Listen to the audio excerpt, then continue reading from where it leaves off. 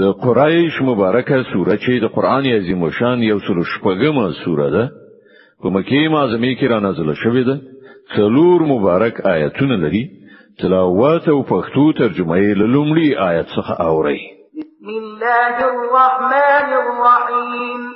د الله په نوم چې ډیر زیات مهربان پورا رحم لرونکی دی لإيلاف قريش إيلافهم رحلة الشتاء والصيف څنګه چې قریش مینه شول یعنی د ژمنی او وړنی مسافرت سره مینه فليعبدوا رب هذا البيت الذي أطعمهم من جوع وآمنهم من خوف نو هغه ته کوي چې د دې کور د پروردګار عبادت وکړي چې هغه له لوګي وژغورل خواړې ورکړل او له ویری وژغورل امنیت ورپو برخه کړ